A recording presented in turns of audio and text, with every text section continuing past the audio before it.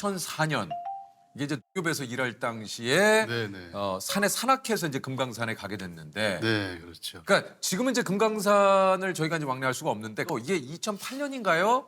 하여튼 그때 이제 마지막으로 맞아요. 네. 금강산 관광이 한참 많이 이루어질 때죠, 이 시기가. 네, 그렇습니다. 그러면 아버님이 술 한잔 하시면서 산은 금강산이야 그러시면서 봉우리가 1만 2천 봉에 암자가 뭐 8만 9개가 있다고. 아버님 생각에 금강산이라는 게 있다고 하면 모시고 가야 되겠다 이런 생각이 자연적으로 생기는데 마침 그때 가능했으니까 이런 일이 이루어진 거죠. 부모님을 모시고 다음에 봄에 네. 금강산을 구경하려고 겨울에 현지 답사 차원에서 간 거예요.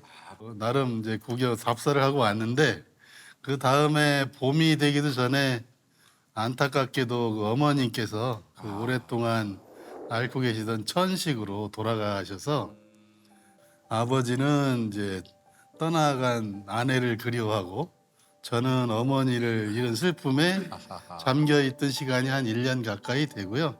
그래서 뭐 어떻게 표현할 길이 없으니까 저는 이제 기업에서 퇴근하면 주말마다 이제 아버지를 모시고 뭐 산으로 들로 이제 여행을 다니고 그러던 와중에 1년 정도가 지나고 아버지가 92세 생신이 돌아오는데 또 7남매가 모여서 아버지 생신이라고 잔치를 한다고 하면 누나가 5명이기 때문에 저 끝에서 누구 한 명이 훌쩍 그러면 이제 전부 울음바다가 될 것 같은 느낌도 들고 그래서 올해는 그 생신 기념으로 금강산을 보여드리자 이런 계획을 세우게 됐습니다.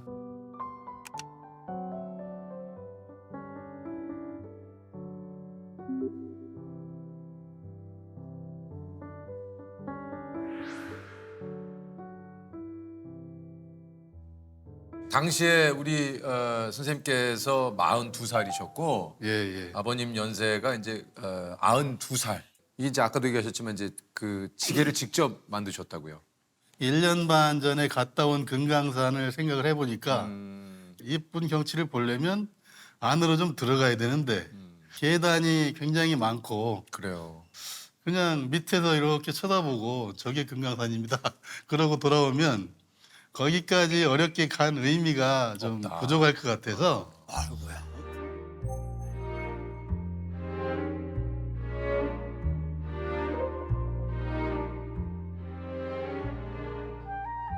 지게가 생각이 나서 거기에다가 아버지를 업고 한번 갈 수 있으면 좋겠다. 그런 생각이 들어서 3개월 전에 계획을 세워놓고 처음에 철사로 모형을 만들었어요. 그래서 그 모형을 들고 동대문 시장에 가서 알루미늄 지게 배낭을 사다가 거기에 자재를 덧붙이고 팔걸이도 하고 출발하기 이틀 전에 완성이 됐어요. 그래서 오늘 그 지게를 좀 가지고 네네. 오셨거든요. 한번 좀. 이게 팔걸이까지 있고 거의 의자네요. 이게 이게 다 특별 제작을 아니 하신 거죠? 이게 잠깐만요. 이 자체만으로도 무게가 꽤 돼요. 처음에는 한 13kg 내외가 됐었는데 저희 아버님이 그때 한 45kg 정도 되셨어요. 그럼 총 한, 이제 어우, 그러니까 거의 60kg 딱 가까이. 제 무게를 업고 네네네. 금강산을 오르신 거예요. 그래서 처음에 아버님이 이걸 보시고 이게 뭐냐 그러시길래 자세히 설명하면은 내가 거길 왜 타느냐 할 수도 그치, 있고 하기 그치. 때문에 금강산에 갈 때까지 이게 용도를 설명 안 했어요.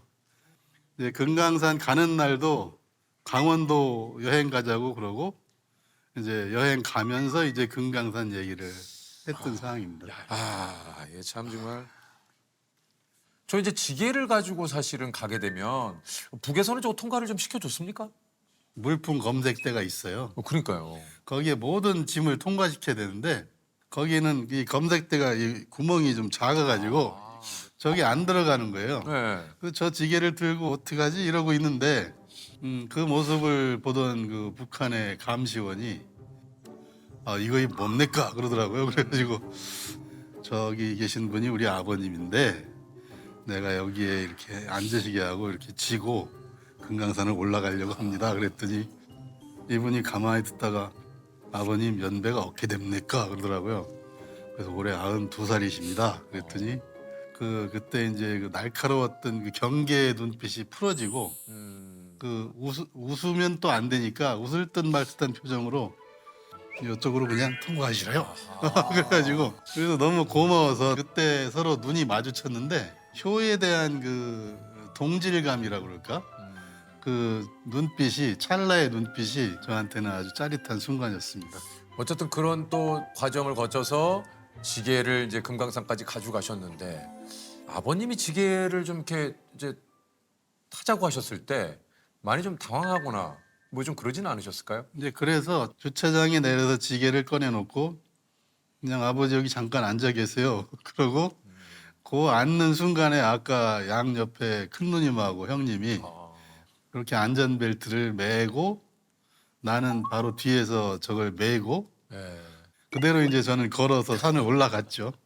그러니까 그때 안내하는 분들도 뭐 옛날 오래전에 그 무슨 전설에서나 듣던 모습입니다 그러면서 와서 인사하고 이게 지게 13kg, 아버님 몸무게 45kg, 총 58kg 정도의 무게를 지고 2박 3일 동안 금강산 8경 중에 2곳을 보는 일정을 이걸 소화하셨대요.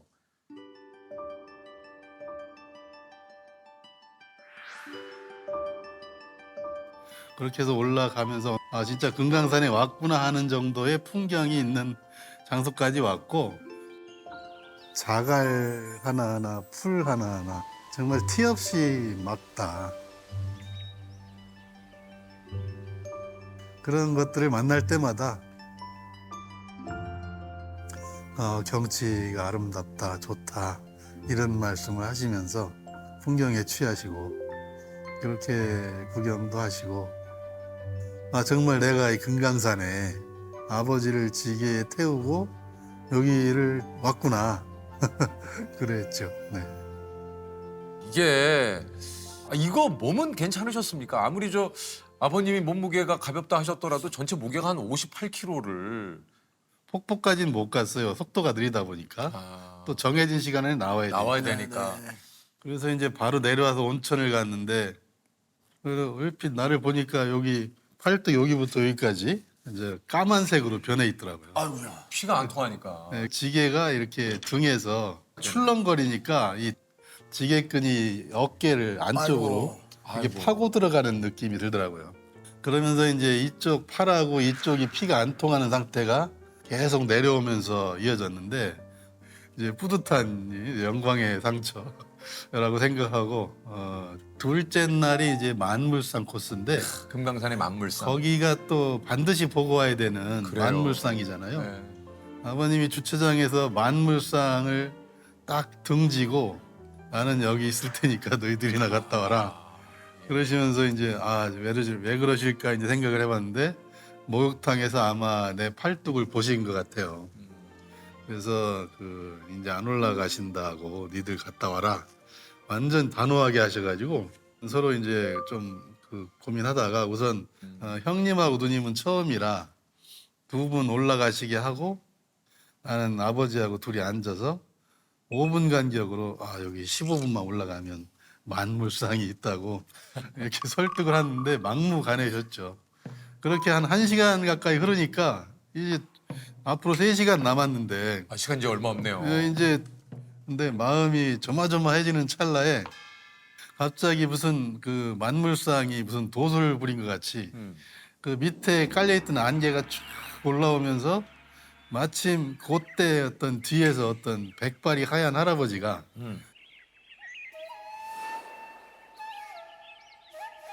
아들이 저렇게 가자는데 한번 올라가서 만물상 보고 가셔야죠. 그러니까 아버님도 이제 못 이기는 척 일어나셔서 이제 슬슬 가보자 그러셨는데 지게를 내가 지고 가려고 하니까 그거 지면 나 안 간다 그러시더라고요. 그래서 팔 붙잡고 이렇게 걸어가시는데 이거 만물상이 보이는 데까지 왔는데 이 만물상을 배경으로 아버지를 이 사진을 하나 남겨드리고 싶은데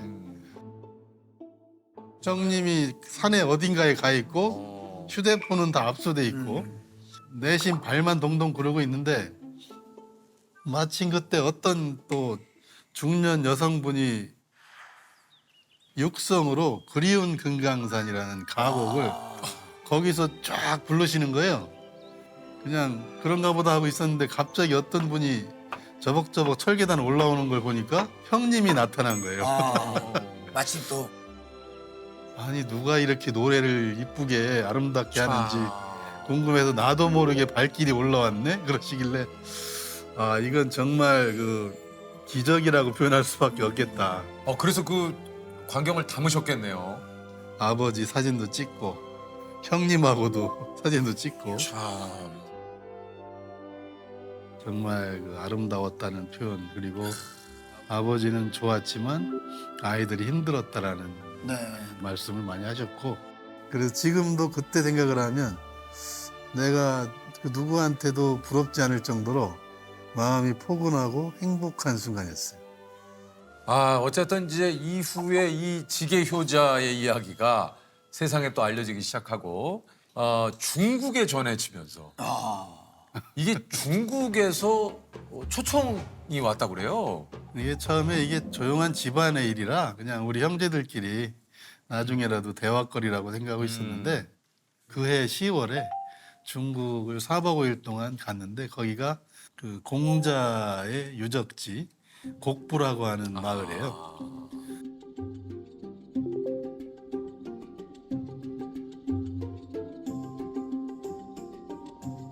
공자의 사당 바로 앞에 거기서 중국 특유의 그 빨간 글씨 있잖아요. 프랑카드.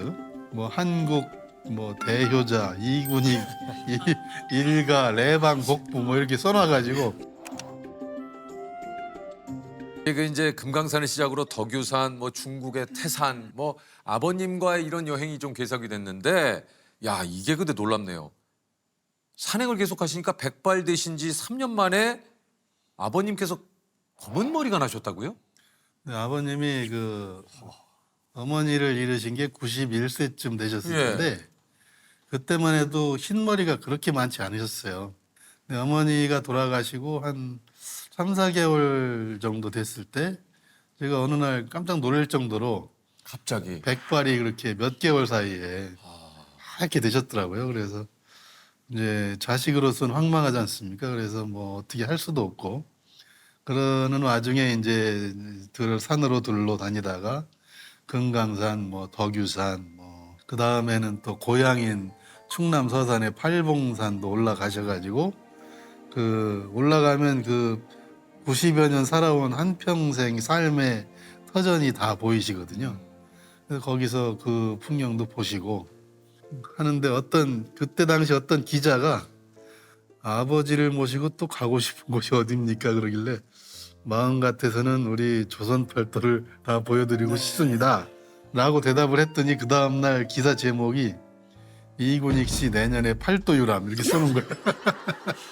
그러니까 그래서 이왕 이렇게 됐는데 일이 커지네. 팔도를 유람하자 그래가지고 한 2, 3년을 다니다가 어느 날 아버지 머리를 봤더니 다시 좀 까매지셨네 이런 느낌이 드는 거예요.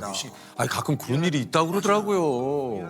그렇게 이렇게 자연을 벗삼고 하는 그 시간 동안 이제 어머니에 대한 그리움을 잠깐 이렇게 마음이 조금씩 치유되는 거 아닌가 하는 생각이 들고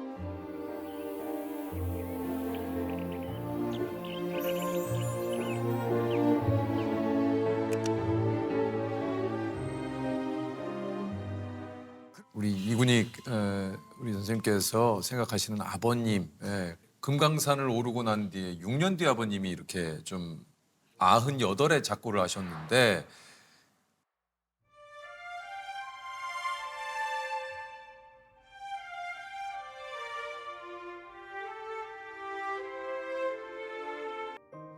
제가 금강산에 처음 지게를 지고 첫 발을 띈 날이 6월 7일이에요. 6월 초쯤 되면 이때 내가 아버지를 모시고 금강산을 갔을 때구나 이러면서 생각이 많이 납니다.